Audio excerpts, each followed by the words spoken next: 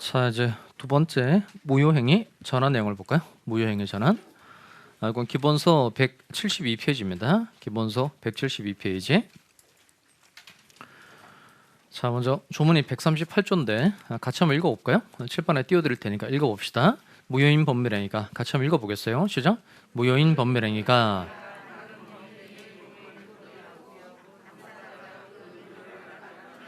다른 법률행위를 하는 것을 의역하였으리라고 인정될 때에는 다른 법률행위로서 효력을 가진다. 뭔 말이에요? 일단 무효인 법률행위가 끊고, 그 다음 다른 법률행위의 요건을 구비하고 끊고, 당사자가 그 무효를 알았더라면 끊고, 다른 법률행위를 하는 것을 의역하였으리라고 인정될 때에는 끊고, 다른 법률행위로서 효력을 가진다. 일단 얘는 좀 내용을 좀 정리를 하고 갑시다. 자, 첫 스타트가 무효인 법률행위가 이렇게 돼 있죠. 그러니까 즉 A라는 법률행위가 있는데 얘가 무효예요. 무효. 교환에다가 잘 체크합시다. 교환 3페이지 하단에 있죠. A라는 법률행위가 무효인데 이 A라는 법률행위가 B라는 법률행위의 요건을 구비하고 있다는 겁니다. A라는 법률행위로서는 무효이지만 얘가 B라는 법률행위의 요건을 갖추고 있다는 겁니다. 그리고 A라는 법률행위가 무효인 걸 알았더라면 B라는 법률행위를 했을 것이다 라고 인정이 되면, 즉 당사자의 가상적 의인사가 인정이 되면 B라는 법률행위로 바꿔준다. 이게 이제 무효행위의 전환입니다. 이건 무효행위 전환은 A라는 법률행위가 무효인데 완전 다른 B라는 법률행위를 바꿔주는 거예요. 자, 이건 오른쪽에 이제 판례가 있는데요. 책으로 173페이지 밑에 가시면 173페이지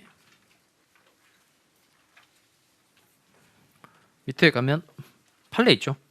자, 거기 맨 밑에 가서 무효행위 전환에 관한 판례, 그 점 2개 나와 있죠. 첫 번째에다가 입양 판례라고 쓰시고 두 번째 판례에다가는 인지 판례라고 씁시다. 첫 번째는 입양 판례, 두 번째는 인지 판례. 앞으로 입양 판례 아시죠? 그럼 이거 생각이 나야 됩니다. 인지 판례 아시죠? 그럼 두 번째 내용 생각이 나야 되고요. 자, 먼저 입양 판례부터 한번 읽어보실까요? 입양 판례. 타인의 자를 자계자로 출생 신고한 경우 입양의 요건을 갖추고 있는 한 입양 신고로서 효력을 가진다, 이렇게 돼 있어요. 자, 이거 내용이 뭐냐면 칠판 없시다. 어렵지 않으니까 보세요. 자, 먼저 갑하고 을이 부부지간입니다. 갑은 남편, 을은 처예요. 그런데 이 두 사람 사이에 이제 애가 없는 거예요. 그 아이를 가지고 싶은데 아이가 안 생기고 있는 상태입니다. 애를 가지고 싶은데 애가 안 생기고 있는 상태고, 그다음에 병이라는 여자는 깐나에게 정을 낳는데 키울 능력이 안 되는 거예요. 그러니까 미혼모.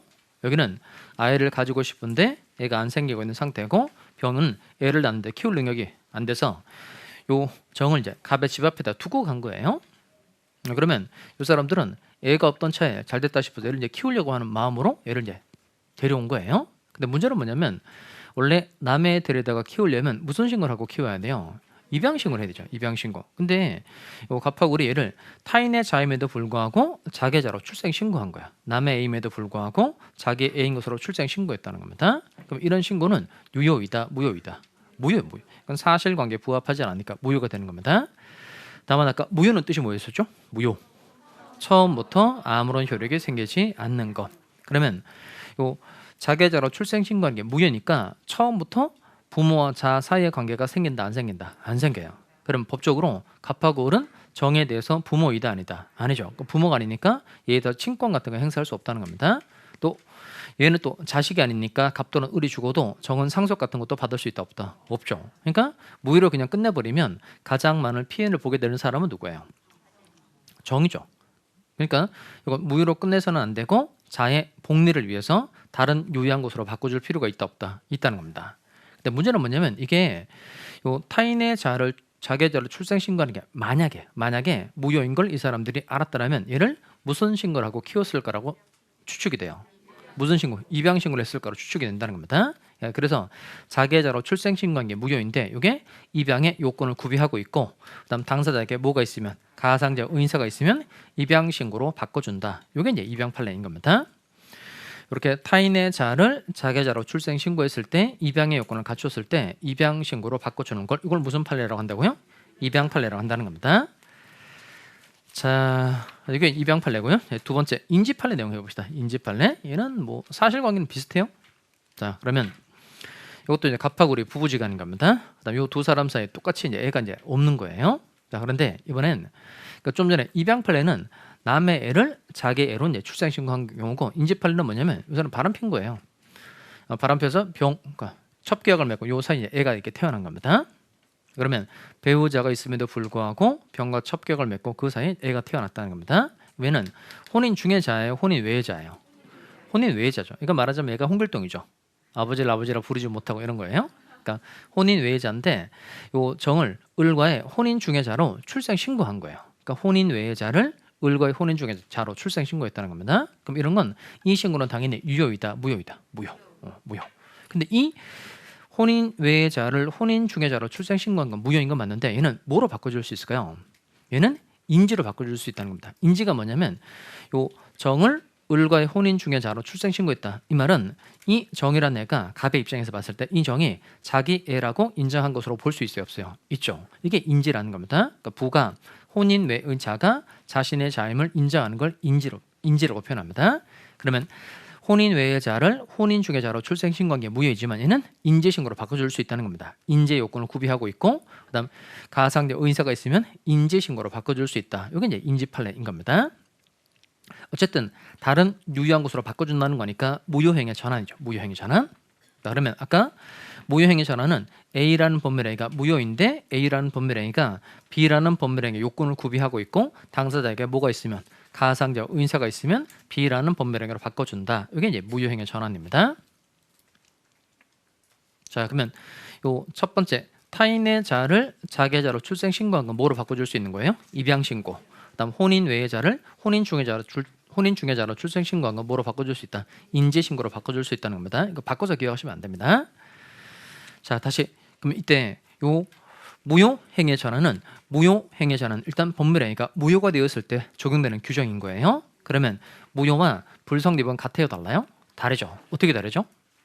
불성립은 법률행위 성립 요건을 못 갖춘 경우고, 무효는 무슨 요건을 갖췄으나 성립 요건을 갖췄으나 효력 요건을 못 갖춘 겁니다. 일단 쉬운 거 하나 처리해 봅시다. 무효행위의 전환에 관한 규정은 법률행위로서 성립하지 않은 경우에도 유추 적용될 수 있다. O의 X예요. 못 들었어요? 다시 법률행위의 무효행위의 전환에 관한 규정, 무효행위의 전환에 관한 규정은 법률행위로서 성립하지 않은 경우에도 유추 적용될 수 있다. O의 X예요. X죠. 성질이 전혀 다르니까 유추 적용이라는 건 성질이 비슷할 때 끌어다 쓰는 걸 유추 적용이라고 말합니다. 무효와 불성립은 전혀 달라서 무효행위의 전환에 관한 규정은 불성립의 경우에는 적용할 수 있어요, 없어요? 없다는 겁니다. 자, 그다음에 가끔 시험 문제 물어보는 게 전환에 있어서 요식성 여부를 물어보는 건데, 일단 정리를 먼저 하고 해봅시다. 그러니까 불요식행위로 바꿔주는 건 될까 안 될까요? 그러니까 예를 들어서 지상권 설정 계약이 무효예요. 이거 임대차 계약으로 바꿔줄 수 있다, 없다? 있어요. 이건 불요식행위로 바꿔줄 수 있다는 겁니다. 그다음에 불요식행위를 요식행위로 바꿔주는 건 될까 안 될까요? 그럼 이게 전환이 되려면 요건이 쉬워지는 쪽으로 전환이 되는 거예요? 아니면 요건이 어려워지는 쪽으로 전환이 되는 거예요? 쉬워지는 쪽으로 바꿔주는 거예요. 쉬워져야 바꿔줄 수 있다는 겁니다. 그러면 요 불요식행위를 요식행위로 바꿔주는 요건이 쉬워지는 거예요? 어려워지는 거예요? 어려워지는 거예요. 그러니까 이런 쪽의 전환은 안 된다는 겁니다. 그다음 요식행위를 요식행위로 전환해 주는 이건 세모예요, 세모. 원칙적으로 안 되는데 요건이 완화되는 경우에는 적용될 수 있다는 겁니다. 그러니까 요식행위에서 요식행위로 전환되는 건 원칙적으로 허용되지 않지만 요건이 완화되는 경우는 전환이 될 수 있다는 겁니다. 그다음 요 요식행위를 불요식행위로 바꿔주는 건 될까 안 될까요? 얘는 요건이 쉬워지는 거죠. 이런 식의 전환은 된다 안 된다? 된다는 겁니다. 결국 결론은 뭐냐면 요건이 쉬워지는 쪽으로 전환이 되는 거예요? 어려워지는 쪽으로 전환이 되는 거예요? 쉬워지는 쪽으로. 이거 하나 기억하시면 되겠어요. 요건이 완화되는 쪽으로 전환이 이루어지는 겁니다. 자, 그래서 시험 문제 낼 만한 건 확실한 걸 내게 되죠. 요거예요. 요거 일단 요거 이쪽에 볼까요? 불요식행위를 요식행위로 전환하는 건 된다 안 된다? 안 된다. 그다음에 요식행위를 불요식행위로 바꿔주는 건 된다 안 된다? 된다는 겁니다. 항상 요건이 완화되는 쪽으로 전환이 이루어진다. 그렇게 생각하시면 되겠어요. 자, 그럼 아까 무효의 뜻이 뭐라 그랬죠? 무효의 뜻. 처음부터 아무런 효력이 생기지 않는 것. 그런데 무효를 유효하게 바꿔주는 제도 세 가지가 있다는 겁니다. 첫 번째가 일부 무효의 법리, 두 번째가 무효행의 전환, 세 번째가 뭐죠? 그게 무효행의 추인. 이거 해봅시다. 무효행의 추인. 그러니까 무효행 재생제도 중에서 우리 시험 부동산 관련만 출제하도록 되어 있으니까 무효의 재생제도 중에서 시험용으로 가장 중요한 건 무효행위의 추인이 제일 중요하다. 무효행위 추인. 자, 이건 기본서 174페이지고요. 오늘 조문이 139조인데 한번 읽어보겠습니다. 자, 무효인 법률행위는 추인하여도 읽어봅시다. 같이 읽겠어요. 시작. 무효인 법률행위는 그러나 당사자가 그 무효임을 알고 추인한 때에는 새로운 법률행위로 본다. 일단 무효인 법률행위는 추인하여도 추인 동그라미 하시고 추인은 뭐 해준 말이죠? 추후 인정이죠. 추후 인정. 그러니까 추후에 법률행위 효력을 인정하는 걸 추인이라고 얘기합니다. 그러니까 무효인 법률행위는 추후에 효력을 인정하려고 해도 아무런 효력이 생기지 않는다. 이게 이제 원칙이고요. 다음 이제 써먹을 만한 건 단서인데 그러나 당사자가 무효임을 알고 동그라미 합시다. 하여튼 의사 표시들은 다 알고 해야 됩니다. 그 다음에 추인한 때를 밑줄 하시고요. 추인한 때. 그러니까 추인한 때 밑에서 씁시다. 유효로 하겠다는 의사를 표시한 때. 유효로 하겠다는 의사를 표시한 때.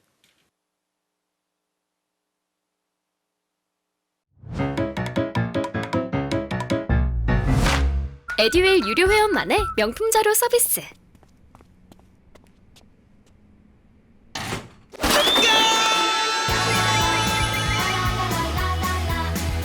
고퀄리티 명품 자료의 혜택. 오직 에듀윌 유료 회원에게만. 에듀윌. 다시 유효로 하겠다는 의사를 표시한 때. 그 다음에 새로운 이란 말 앞에 하나 더 집어넣어 볼까요? 추인한 때로부터 새로운 법률행위로 본다. 추인한 때로부터 새로운 법률행위로 본다. 자, 그렇게 필기하셨어요? 자, 그러면 단서만 읽어봅시다. 그러나 당사자가 무효임을 뭐하고 알고 추인을 했다는 겁니다. 무효라는 걸 알고 이 법률행위는 이제부터 유효한 것으로 하겠다 이렇게 의사를 표시했다는 겁니다. 그러면 언제부터? 추인한 때로부터 이제 새로운 법률행위를 한 것으로 봐준다는 겁니다. 자, 그러면 요 무효행위의 추인 내용은 요거예요. A라는 법률행위가 무효예요. 무효. 자, 그런데 요 A라는 법률행위가 무효인데 당사자가 A라는 법률행위가 무효임을 알고 이 법률행위는 이제부터 유효한 것으로 하겠다 이렇게 의사를 표시했다는 겁니다. 그러면 요 추인을 한 때로부터 이제 무슨 행위로? 새로운 행위를 한 것으로 봐준다는 겁니다. 대신 언제부터 새로운 법률행위로 본다는 거예요? 추인 한 때로부터. 따라서 얘는 소급효다 장래효다. 추인을 하면 추인 한 때로부터 앞으로 새로운 법률행위를 한 것으로 본다고 되어 있으니까 소급효다 장래효다. 장래효라는 겁니다. 다만 좀 전에 일부 무효의 법리의 경우에 그 다음 무효행위 전환의 경우에 당사자 의사는 무슨 의사이면 됐었던 거죠? 가상적 의사. 그 밑에 무효행위 추인의 경우에 당사자 의사는 실제적인 의사이다. 가상적인 의사이다. 아까 추인한 때 그게 말했듯이 유효로 하겠다는 의사를 진짜로 표시하는 거죠. 얘는 무슨 의사? 실제적 의사. 자, 유효로 하겠다는 실제적인 의사가 있고 이걸 표시를 했을 때 이제 추인한 때로부터 새로운 법률행위로 봐준다는 겁니다. 그 다음에 요 139조 옆에다 쓸까요? 139조 옆에다가 이거 강행 규정이다. 임의 규정이다. 임의 규정. 다시 139조 옆에다가 이거 임의 규정. 그러면 무효라는 걸 알고 추인을 하게 되면 추인한 때로부터 새로운 법률행위로 보는데 이게 임의 규정이라고 그랬으니까 당사자가 특약을 맺어서 법률행위 성립 당시에 소급해서 유효한 것으로 할 수도 있다 없다 있다는 겁니다. 자, 그러면 이건 가장매매 사례 가지고 설명할 테니까 봐봐요. 자, 아까 이제 봤던 그림인데 채권자의 강제 집행을 피하기 위해서 자기 친구들과 매매한 것처럼 짜고 울 앞으로 소유권 이전 등기를 넘겨둔 거예요. 자, 그러면 이게 가장 매매 계약이니까 이 매매 계약은 무효예요, 취소할 수 있어요? 무효죠, 무효. 자, 그러면 무효는 뜻이 언제부터? 처음부터 아무런 효력이 생기지 않는 게 이게 무효인 겁니다. 그러면 계약 자체가 무효니까 을은 설사 등기부상의 소유자로 기록되어 있다고 하더라도 을은 소유권을 취득할 수 있어요, 없어요? 없죠. 자, 그런데 문제는 뭐냐면 갑이라는 사람이 을이 가장매매 계약이 무효여서 소유권을 취득할 수 없는데 을이라는 사람에게 건물 소유권을 주고 싶은 거예요. 그래서 갑이라는 사람이 이 계약이 무효라는 걸 알고 추인했다는 겁니다. 먼저 갑이라는 사람이 이 계약은 이제 유효한 것으로 하겠다. 이 말은 을리가 소유권을 가져가거라 이렇게 의사를 표시했고 을도 이에 대해서 승낙을 했다는 겁니다. 그러면 당사자가 무효라는 걸 알고 추인을 한 거예요. 그럼 이제 이때는 갑하고 을 두 사람 사이에 이제 새로운 매매 계약을 한 것으로 봐준다는 겁니다. 다시 무효라는 걸 알고 당사자가 뭐 했다? 추인했다는 겁니다. 이거는 가장 매매 계약을 한 사람이 갑하고 을이니까 갑하고 을이 추인을 했다는 거예요. 그러니까 갑이라는 사람이 을리가 소유권 가져가거라. 을이 그래 알았다 이렇게 얘기했다는 겁니다. 그럼 이제 두 사람 사이에는 새로운 매매 계약을 한 것으로 봐주겠다는 겁니다. 그러면 추인이 있으면 새로운 매매 계약을 한 것으로 되고 을 앞으로 등기가 됐으니까 이제 을도 이제 소유권 취득할 수 있어요, 없어요? 있죠. 대신 을은 언제부터 소유권 취득할 수 있을까요? 추인 한때로부터. 추인 한때로부터니까 소급표다 장래요다. 장래요. 자, 요게 무효행의 추인이라는 겁니다. 그러니까 무효라는 걸 알고 추인을 한 경우에 추인한 때로부터 새로운 법매력으로 봐주는 것. 이게 무효행의 추인이라는 거예요. 자, 그럼 문제 하나 풀어볼까요? 풀어보세요.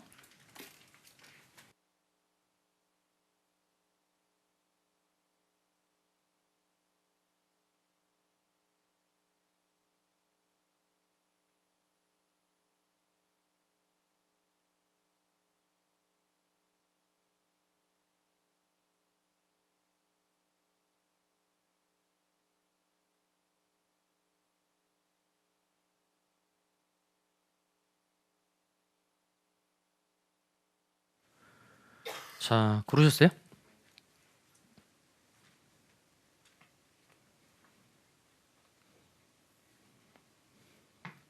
그럼 해봅시다. 옳은 것을 모두 고른 것은 그랬어요. 기억, 반사회적 법매행위와 통정원의 표시는 절대적 무효에 해당한다. 틀렸죠? 통정원의 표시는 상대적 무효죠. 기억 틀렸고 니은 법률행위가 가분적이고 나머지 부분이라도 이를 유지하라는 당사자의 가상적 의사가 인정되는 경우 일단 뭐가 떠올라야 돼요? 가죠. 가분성과 가상적 의사가 있으면 그때 그 일부만을 뭐 할 수 있다? 취소할 수 있다.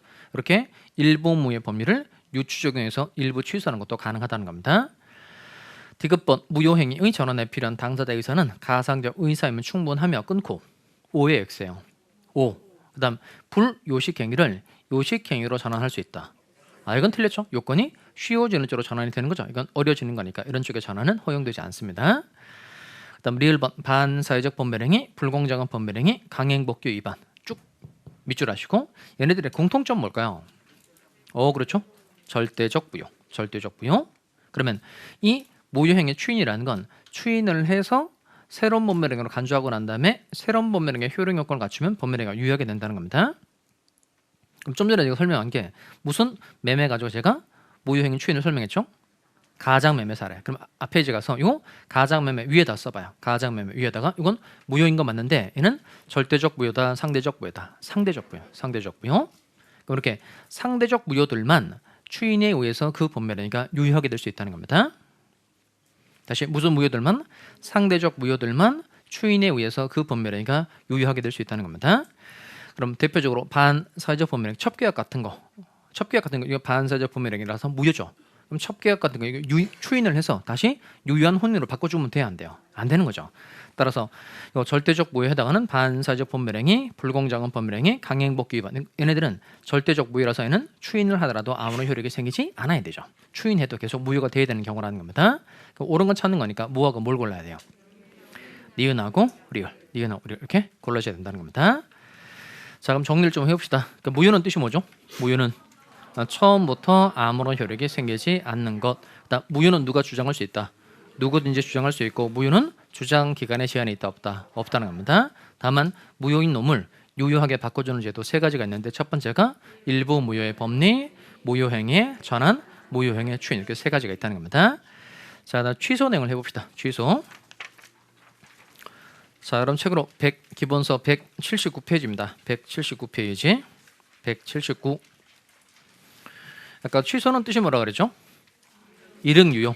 일응유효한 법률행위를 소급적으로 소멸시키는 것. 그러니까 일단 법률행위 효력이 생기다가 취소를 하게 되면 소급적으로 효력이 없어지게 된다는 겁니다. 그리고 두 번째, 취소는 누구만 주장할 수 있다. 취소 건자만 주장할 수 있고 취소는 주장 기간에 제한이 있다 그랬어요. 자, 그다음에 사유 좀 외웁시다. 사유. 그러니까 취소 사유는 일단 옆에 씁시다. 세 가지. 취소 사유는 세 가지. 첫 번째가 제한 능력이죠. 제한 능력. 그러니까 능력이 모자라다 이겁니다. 이건 무슨 능력이 부족하다는 거예요? 행위 능력. 그러니까 단독으로 계약을 할 능력이 부족한 경우를 말하는 겁니다. 자, 그다음 두 번째가 착오고요. 착오. 그다음 세 번째가 사기 강박. 그러니까 제한 능력, 착오, 사기 강박 이때에만 취소할 수 있다 이렇게 써야 돼요. 자, 그리고 여기도 절대적 취소, 상대적 취소 할 수 있어야 되겠네요. 먼저 취소로서 선의의 제3자에게도 대항할 수 있다. 이게 뭐죠? 절대적 취소. 취소로서 선의의 제3자에게 대항할 수 없다. 그게 상대적 취소. 자, 그럼 여기서 세 가지 중에서 절대적 취소에 해당하는 건 뭐죠? 제한 능력이죠. 제한 능력. 그러니까 미성년자가 법정 대리인 동의 없이 법률행위 했다는 겁니다. 이때는 취소할 수 있는데 취소로서 선의의 제3자에게도 대항할 수 있다예요. 그다음에 차고, 사기, 강모 얘는 뭐가 되는 거죠? 상대적 취소. 차고에 관한 109조가 내, 중, 착, 중, 무, 선. 사기, 강박은 110조가 사, 강, 취, 선이니까 둘은 상대적 취소가 되는 겁니다. 그럼 비교를 해보면 절대적 취소가 많아요? 상대적 취소가 많아요? 상대적 취소가 많죠. 여기다 씁시다. 상대적 취소에다가 원칙 쓰면 되겠네요. 무효는 무슨 무효가 원칙이고 절대적 무효가 원칙이고 취소는 무슨 취소가 원칙이다. 상대적 취소가 원칙인 겁니다. 그러니까 무효는 왜 절대적 무효가 원칙이죠? 취소는 왜 상대적 취소가 원칙이에요? 쪽수가 많아서 그런 거예요. 쪽수가 많아서. 쪽수 많은 게 원칙이죠. 자, 그다음에 이 취소에 관한 체계가요. 먼저 취소는 크게 세 가지로 되어 있어요. 먼저 취소권 내용이 하나 있고요. 그다음 취소 추인, 취소 추인. 이건 취소권자가 더 이상 취소권을 행사하지 않겠다는 의사를 표시하는 걸 취소 추인이라고 말합니다. 그리고 법정 추인이 있어요. 법정 추인. 법이 정한 사유에 해당되었을 때 취소권을 포기한 것으로 간주하는 시다가 이게 법정 추인입니다. 그러니까 취소 하나 공부하고 취소 추인 공부하고 법정 추인 공부하면 돼요. 자, 먼저 취소권 사례 하나 풀어봅시다. 그런 책으로 얘는 좀 먼저 읽고 가도록 하겠어요. 180페이지 갑시다. 180페이지에 오시면 기본서 180페이지. 자, 거기 아까 취소는 누구만 주장할 수 있다 그랬죠? 취소권자만. 자, 그러면 취소권자가 누군지 140조에 규정되어 있는데 한번 읽어봅시다. 180페이지 140조 조문이 있는데요. 읽어보겠습니다. 시작.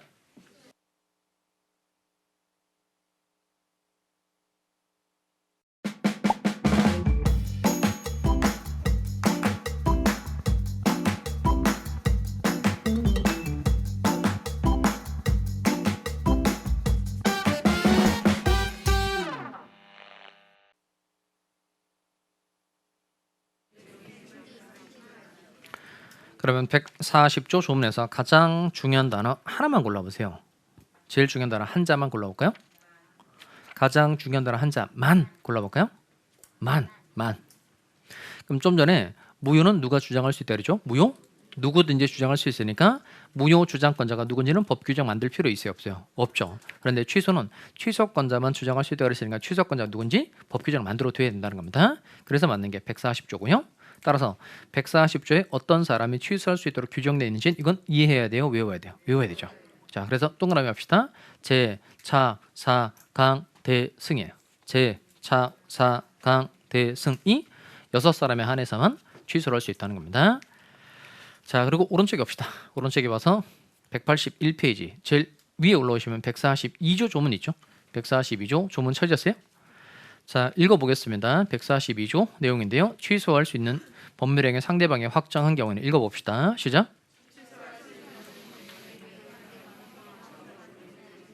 그 취소는 그 상대방에 대한 의사표시로 하여야 한다. 그 상대방 밑에다가요. 그 상대방 밑에다가 직접 상대방을 써볼까요? 직접 상대방. 자, 취소할 수 있는 법률행위 상대방이 확정한 경우에는 그 말은 계약 같으면 계약을 체결한 사람이 딱 정해져 있는 경우에는 그 정해져 있는 사람에게 취소를 해줘야 된다는 겁니다. 그래서 취소의 상대방은 당해 취소할 수 있는 법률행위 직접 상대방이 된다는 겁니다. 그리고 쭉 내려가서 141조 조문 있죠. 141조 조문 찾으셨어요? 한번 읽어보겠습니다. 취소된 법률행위는 읽어보겠어요. 시작. 취소된 법률행위는 자, 처음부터 무효 밑줄 하시고 거기다가 소급적으로 무효 써볼까요? 소급적으로 무효. 그러니까 처음부터 무효로 된다. 그 다음에 소급적으로 무효로 된다. 그 무효는 무효 취소할 때 그 무효하고는 좀 다른 거예요. 본래적 의미의 무효가 아니고 여기는 효력이 없어진다는 뜻입니다. 취소된 법률행위는 처음부터 무효인 것으로 본다. 그럼 처음부터 효력이 없는 것으로 본다. 그렇게 해석을 해야 된다는 겁니다. 뭐 의사 능력 없을 때 반사적 범위에 해당되는 그런 무효를 말하는 게 아니고요. 단서 다만 밑줄하면서 읽어봅시다. 제한 능력자는 읽어보겠어요. 시작. 다만 제한 능력자는 그 행위로 인하여 받은 이익이 현존하는 한도에서 상환할 책임이 있다는 겁니다. 자, 그러면 7번 봅시다. 자, 요 취소권 하면 이제 늘 중요한 게 미성년자 사례인데요. 잘 따라옵시다. 내가 컴퓨터 하나 가지고 있고 미성년자입니다. 그러면 민사 미성년자는 몇 세 미만자 말하는 거죠? 만 19세 미만자. 여기도 그 다 우리나라 나이 아니고 다 만 나이입니다. 만 18세라는 뜻이에요. 다시 민사 미성년자는 몇 세 미만자라고요? 만 19세 미만자. 그럼 18세면 미성년자 맞죠? 자, 그다음에 요 병은 이제 부모예요, 부모. 그러면 요 갑은 미성년자이고 부모는 임의 대리인이다, 법정 대리인이다. 법정 대리인. 그러면 요 미성년자 갑은 권리 능력이 있어요, 없어요? 권리 능력 있죠. 살아 있으니까 권리 능력 있죠. 의사 능력이 있어요, 없어요? 술 안 먹었으면 의사 능력은 있죠. 그런데 얘는 단독으로 계약을 할 능력이 모자라다는 겁니다. 그러니까 즉 무슨 능력이 부족하다. 행위 능력이 부족하다. 행위 능력이 제한된다. 그래서 제한 능력자 이렇게 부르는 겁니다. 그러면 제한 능력자는 단독으로 계약을 할 능력이 모자라니까 법정 대리인의 무엇을 받고 동의를 받고 계약을 체결해야 되는데 갑이라는 사람이 부모의 동의를 받지 않고 자신이 가지고 있는 컴퓨터에 대해서 이제 을과 매매 계약을 체결한 거예요. 밑에 요 미성년자와 계약을 한 요 을의 이름 뭘까요? 이 사람이 상대방이죠. 상대방. 갑은 미성년자. 병은 부모, 법정 대리인이고 요 을은 상대방이 되는 겁니다. 컴퓨터 팔았으니까 갑은 을한테 뭘 해줘야 되죠? 컴퓨터 인도해줘야 되고 그다음 을은 뭘 줘야 돼요? 대금 지급해줘야 되죠. 그러면 요 매매 대금으로 갑이 100만 원 받았다고 칩시다. 100만 원 받은 거예요. 그럼 이 100만 원 가지고 갑이 이렇게 한 겁니다. 이게 시험 문제 엄청 많은데 그 시험 문제 한 총 6문제 정도 되거든요. 그 중에 시험 문제 날망을 제가 다 뽑아가지고 온 거예요. 그래서 이렇게 사례 만든 겁니다. 자, 먼저 100만 원 중에서 20만 원은 빼서 유흥비에 탕진을 써버렸다는 겁니다. 그 다음에 요 100만 원 중에서 20만 원은 빼서 자기가 필요한 물건 구입하는 데 쓴 거예요. 그 다음에 또 20만 원 빼가지고 치료비 하는 데 써버렸고 그 다음 요 생활비 용돈 해서 20만 원 써버린 겁니다. 그리고 지갑에 이제 20만 원 남아있는 거예요. 그럼 결국 100만 원 중에서 얼마를 다 쓰고 80만 원 다 쓰고 얼마 남아있다는 거죠? 20만 원 남아있다는 겁니다. 자, 이렇게 쭉 세 번 해본 이유는 결국 무엇을 알아보려고 하는 거예요. 내자. 뭘 알아보려고? 현존이익. 현존이익이 얼마인지 알아보려고 이렇게 세 번 해서 내용을 제가 정리를 한 겁니다. 자, 이건 이제 풀어보는 거예요. 그러면 먼저 미성년자가 법정 대리인 동의 없이 매매 계약을 체결한 겁니다. 그럼 이 매매 계약은 무효예요? 취소할 수 있어요? 취소할 수 있죠. 취소. 자, 잘 따라옵시다. 자, 첫 번째 취소는 누구만 주장할 수 있다. 취소권자만 주장할 수 있죠. 취소권자 누구죠? 제, 차, 사, 강, 대, 승이라는 겁니다. 제는 뭐예요? 잘 모르겠는데 이렇게 하시면 안 돼요. 제, 제한 능력자, 착, 사고로 인한 의사표시를 한 자, 사, 사기로 인한 의사표시를 한 자, 강, 강박에 의한 의사표시를 한 자, 대, 대리인. 이 대리인은 제, 착, 사, 강 얘네들의 대리인이라는 겁니다. 승, 또는 얘네들의 승계인이라는 거예요. 자, 그럼 먼저 미성년자 갑 얘는 취소할 수 있어요, 없어요? 갑은 취소할 수 있다, 없다? 있죠. 그럼 갑은 어디에 해당되죠? 제한능력자에 해당되니까 갑 취소할 수 있다, 없다? 있어요. 근데 문제는 뭐냐면 미성년자가 미성년인 상태에서 취소할 수 있다는 거예요? 아니면 성년자가 돼야만 취소할 수 있다는 거예요? 미성년인 상태에서 취소를 할 수 있다? 아니면 성년자가 돼야만 취소할 수 있다? 미성년인 상태에서 할 수 있는 거죠. 왜냐면 제한 능력자 이렇게 돼 있으니까 능력자 이렇게 안 돼 있죠.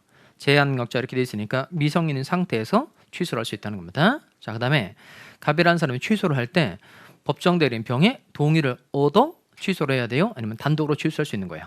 단독으로. 그러니까 즉 틀리면 안 됩니다. 미성년자도 미성년인 상태에서 단독으로 취소할 수 있다는 겁니다. 다시 미성년자도 미성년인 상태에서 단독으로 취소할 수 있다는 거예요. 그다음 요 부모 법정 대리인은 취소를 할 수 있어요. 병은 취소할 수 있다, 없다? 있죠. 여기는 어디에 해당되죠? 대리인, 승계인이 아니고 대리인. 자, 그럼 요 대리인은 원래 종류가 두 가지죠. 임의 대리인, 법정 대리인. 법정 대리인은 당연히 취소할 수 있다, 없다? 있어요. 근데 임의 대리인도 대리인이니까 취소할 수 있는 건 맞는데 임의 대리인은 원칙적으로 안 돼요. 그러니까 임의 대리인은 본인으로부터 취소에 관한 대리권을 또 수여받아야 돼요. 예를 들어서 요 갑이 이렇게 매각에 관한 대리권을 준 겁니다. 우리 병과 매매 계약을 체결했는데 병으로부터 사기를 당한 거예요. 그럼 사기 당한 사람은 누구죠? 을. 이 계약을 취소할 수 있는 사람은 갑이다, 을이다? 갑이죠. 그때 한 줄 외웠죠. 뭘 외웠죠? 대리인이 사기 강박을 당해야만 본인이 취소할 수 있다. 이게 나만 외우고 있는 거예요? 다시 대리인이 사기 강박을 당해야만 본인이 취소할 수 있다. 그럼 이때 갑이라는 사람이 을에게 매각에 관한 대리권을 줬으니까 을은 대리인 중에서 무슨 대리인이 되는 거죠? 임의 대리인 되는 거예요. 임의 대리인. 자, 그럼 이때 임의 대리인 을은 병이 사기를 쳤다고 해서 원칙적으로 취소할 수 있는 게 아니죠. 그러니까 이미 대리인은 원칙으로 취소를 할 수 있다 없다. 없고 갑이 이제 취소권을 가지고 있는데 을에게 네가 취소도 해라 이렇게 대리권을 또 주면 이게 특별수권이라는 겁니다. 본래 주었던 대리권과 별도의 대리권을 또 받는 건 특별수권이라고 표현합니다. 그럼 이렇게 본인으로부터 취소에 관한 권한을 또 수여받았을 때라야만 취소를 할 수 있다는 거예요. 그럼 정리를 하면 법정 대리인은 당연히 취소할 수 있다 없다. 있다. 그런데 임의 대리인은 원칙으로 취소를 할 수 있다 없다. 없고 본인으로부터 취소에 관한 뭐가 있을 때에만 특별수권이 있을 때만 취소할 수 있다는 겁니다. 자, 다음 을은 취소할 수 있어요 없어요? 을. 얘는 아무것도 아니죠. 제한력자도 아니고 착오 일으킨 사람도 아니고 사기가 막 당한 사람도 아닌 거죠. 대리인도 아니고 승계인이 아니니까 취소는 누구만 할 수 있다. 갑과 병만 할 수 있다는 겁니다. 자, 그다음에 취소의 상대방인데요. 아까 취소의 상대방은 무슨 상대방이라고 그랬죠? 직접 상대방. 쓰기 바랍니다. 교환에다가 까먹으면 안 돼요. 다시 취소의 상대방은 무슨 상대방이다. 직접 상대방.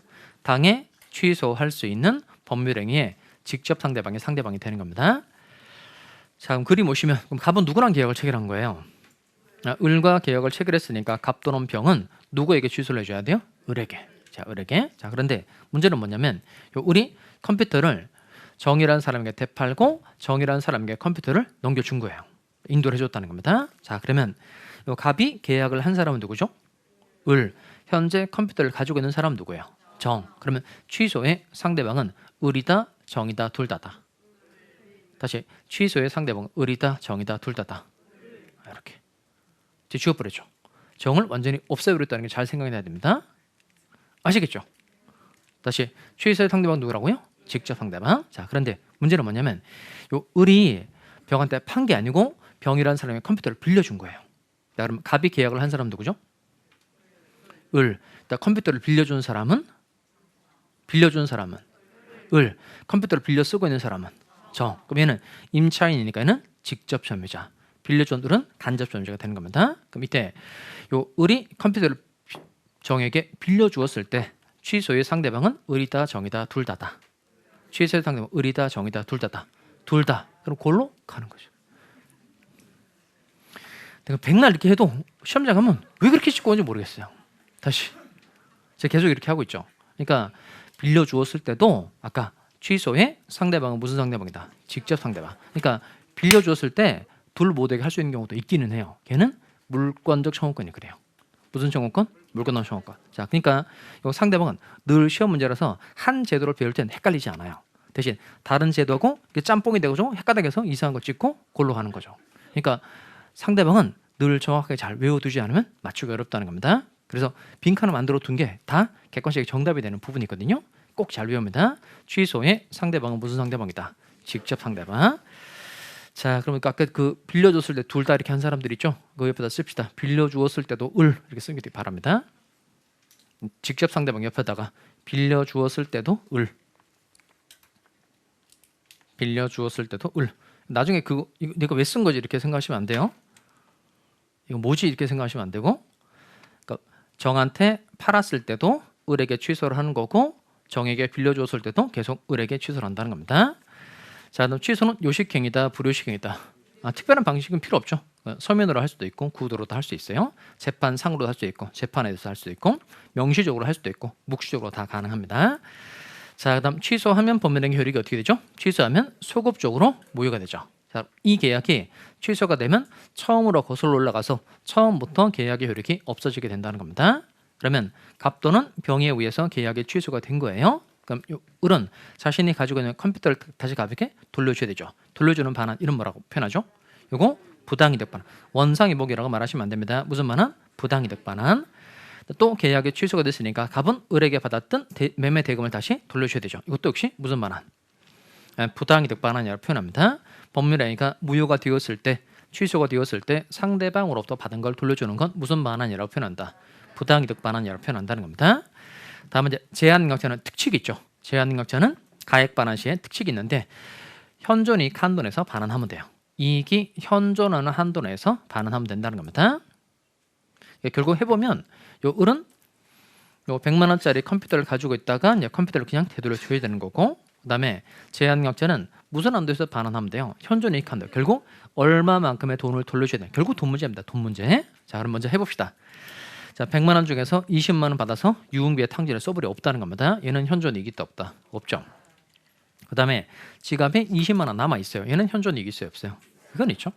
자, 그다음에 요 매매 대금 받아서 자기 물건 구입하는데 20만 원 써버린 거예요. 그럼 100만 원에서 20만 원을 빼서 자기 물건 구입하는데 써버렸다는 겁니다. 이건 현존이익이 있다 없다? 있죠. 있죠.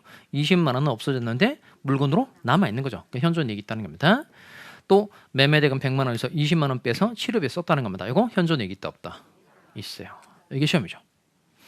자, 이건 어떻게 이해를 해야 되냐면 그 치료비라는 건 갑이 자기가 가지고 있는 다른 돈에서 그 돈을 빼서 써야 되는 거죠. 그런데 매매 대금에서 20만 원을 빼서 쓴 거니까 원래 자기가 써야 될 돈이 굳은 거예요.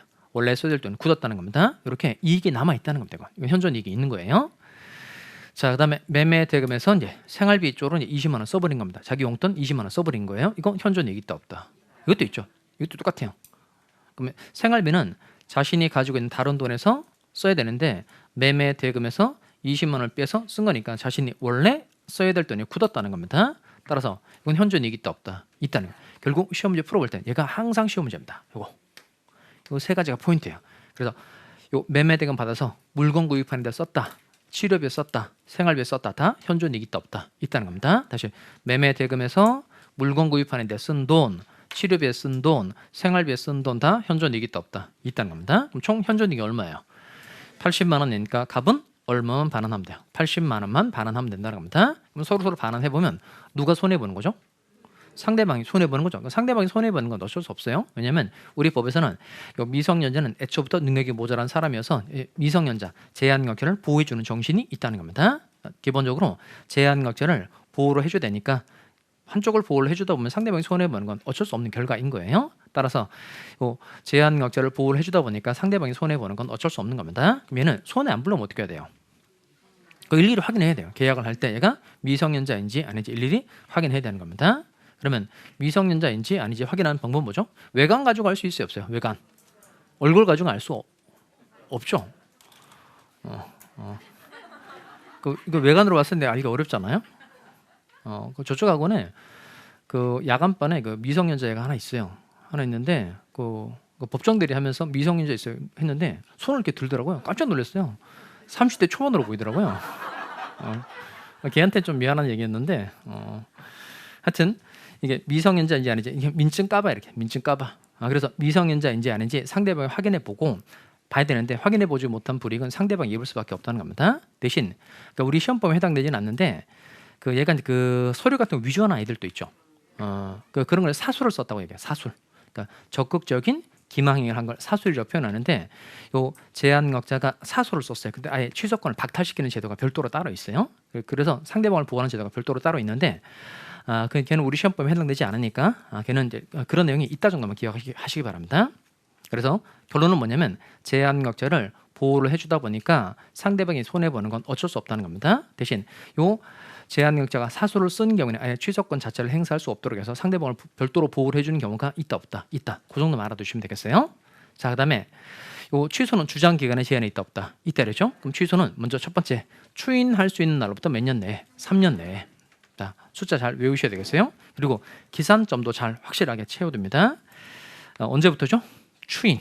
이때 추인할 수 있는 날은 옆에 여백에다가 따로 빼서 한번 써볼까요? 추인할 수 있는 날의 뜻은 이제 취소, 원인, 소멸이라고 써볼까요?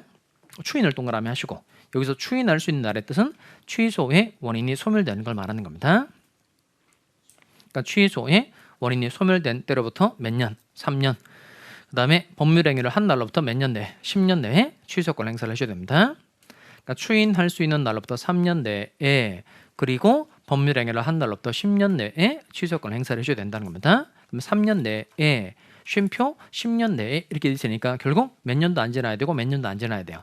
3년도 안 지나야 되고 10년도 안 지나야 된다는 겁니다. 둘 중 하나 한 기간이 먼저 지나버렸다면 취소를 못한다는 거예요. 자, 일단 연습을 좀 해봅시다. 자, 얘가 18세 때 부모의 동의 없이 계약을 체결했고 지금 23세가 된 거예요. 그러면 갑은 취소할 수 있어요 없어요? 다시 18세 때 부모의 동의 없이 계약을 체결했는데 지금 현재 23세가 되었다는 겁니다. 그럼 갑은 취소할 수 있다 없다? 자, 일단 취소는 주장 기간에 제한이 따라 있으니까 추인할 수 있는 날로부터 몇 년 내에, 3년 내에, 법률 행위를 한 날로부터 몇 년 내에, 10년 내에. 자, 그러면 이때 요 추인할 수 있는 날의 뜻이 아까 뭐라고 그랬죠? 취소의 원인이 소멸되는 걸 말하는 겁니다. 이건 하자 있는 상태에서 벗어나는 걸 얘기하는 거예요. 그러면 미성년자는 언제 취소의 원인이 소멸하게 될까요? 뭐가 되면? 성년자가 되면 취소의 원인이 소멸하죠. 그다음 차고 상태에 있는 사람은 언제 취소의 원인이 소멸할까요? 차고 상태에서 벗어나면 취소 원인이 소멸하는 거고, 사기당한 사람은 언제 취소 원인이 종료하는 거죠? 사기당한 사실을 알면 취소의 원인이 소멸하는 겁니다. 그 다음에 강박당한 사람은 언제 취소의 원인이 소멸할까요? 강박 상태에서 벗어나면 취소의 원인이 소멸되는 겁니다. 이렇게 요 미성년자의 경우는 성년자가 되고 난 때로부터 몇 년 내에 취소를 해줘야 돼요? 3년. 자, 그러면 요 18세 때 부모 동의 없이 계약을 했다가 23세가 된 거니까 이거 3년 지났어요, 안 지났어요? 이 산수가 안 되는 거 아니에요? 다시 그러면 성년자가 되는 건 몇 세죠? 19세. 그다음 여기 한 살 더하면 몇 세죠? 20. 또 한 살 더하면 21세. 한 살 더하면 20이 돼. 그러니까 몇 세까지만 할 수 있다는 거예요. 22세까지만 할 수 있는데 23세가 됐으니까 일단 3년 지났다 안 지났다? 지났죠. 그다음에 법률행위니까 매매 계약 말하는 겁니다. 매매 계약을 한 때로부터 몇 년 내에? 10년 내에 취소권 행사를 해줘야 되는데 18세 때 계약을 하고 이제 23세밖에 안 된 거니까 아직 10년은 지났다 안 지났다? 안 지났죠. 그러니까 여기는 몇 년은 지나버렸고 3년은 지나버렸고 아직 10년이 지나지 않았다는 겁니다. 그럼 결국 취소할 수 있다는 거예요, 없다는 거예요? 취소할 수 있다, 없다? 없다는 말이죠. 아까 3년 내에 10년 내에 취소권 행사를 해야 돼요. 그러니까 3년도 안 지나야 되고 10년도 안 지나야 된다는 겁니다. 여기는 이미 몇 년이 지나버렸으니까 3년이 이미 지나버렸으니까 취소할 수 있다, 없다? 없다는 겁니다. 다시 꼭 기억을 해두셔야 됩니다. 다시 취소는 추인할 수 있는 날로부터 몇 년 내에? 3년 내에 법률행위를 한 날로부터 10년 내에 각각 취소권 행사를 해줘야 된다는 겁니다. 대신 요 3년도 안 지나야 되고 10년도 안 지나야 되는데 이 기간 안에는 그냥 재판상 소송을 통해서 취소를 하는 것도 되고 재판에서 행사를 하는 것도 상관없어요. 자, 남은 문제가 하나 있는데 시험 문제 요 부분도 자주 물어봐요. 먼저 우리 요 컴퓨터를 정이라는 사람에게 되팔고 정이라는 사람에게 컴퓨터를 인도를 해준 겁니다. 자, 그러면 갑이 계약을 한 사람은 누구예요? 을. 현재 컴퓨터를 가지고 있는 사람은 누구예요? 정. 그러면 갑은 정이라는 사람에게 컴퓨터를 돌려줘 라고 반환 청구할 수 있어요, 없어요? 할 수 있죠. 여기를 틀리면 골로 가는 거예요. 이 모든 노력이 다 수포로 돌아가는 거죠. 그러니까 그 출제하는 사람들은 거길 여러분이 어디를 잘 모르는지 잘 알아요, 그 사람들은. 그러니까 그런 얘기 많이 하던데 특히 그 떨어지신 분들은 그 얘기 되게 많이 해요. 이 찍는 것마다 다 틀린다고. 그러니까 왜냐하면 공부를 이제 어느 정도 하면 5개 중에 3개가 답이 아니라는 거 확실하게 알아요. 근데 2개 중에 1개거든요. 2개 중에 1개? 2개 중에 1개인데 자기 상식대로 찍으면 다 틀린단 말이에요. 그러니까 왜냐면 출제하는 사람들이 출제하는 사람은 출제 전문가죠. 그러니까 수험생들이 어디를 모르고 이런 걸 출제하는 사람들이 잘 알아요. 그러니까 이걸 내면 틀리겠구나. 항상 걔네들이 답이에요. 그러니까 공부를 할 때 대충 하시면 안 되고 끝까지 확실하게 다 알아야 돼요. 자, 그러면 먼저 정이라는 사람이 악이에요. 악의의 정에 대해서는 컴퓨터를 돌려줘라고 반환 청구할 수 있다, 없다? 있죠. 할 수 있죠. 악의 정한테는. 근데 정이 선이에요. 그 선의의 정한테는 컴퓨터를 돌려줘라고 반환 청구할 수 있어요, 없어요? 있어요. 있어요. 있는 이유가 뭘까요? 이것 때문에 그래요. 자, 무슨 취소? 절대적 취소. 까먹으면 안 됩니다. 다시 제한력을 이유란 취소는 무슨 취소이다? 절대적 취소. 그럼 절대적 취소는 뜻이 뭐죠? 취소로서 선의의 제3자에게도 대항할 수 있다, 없다? 있다.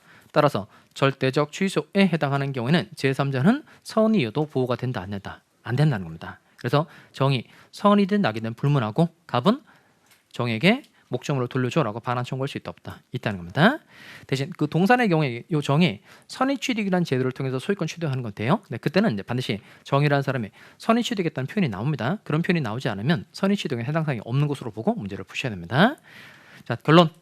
다시 제한력을 이유란 취소는 무슨 취소이다? 절대적 취소이다. 따라서 취소로서 선의의 제3자에게 대항할 수 있으니까 제3자는 선의여도 보호를 받을 수 있다, 없다? 없다는 겁니다. 자, 여기까지 하고 좀 쉬었다가 취소 추인하고 법정 추인은 좀 쉬었다가 내용 보도록 하겠습니다.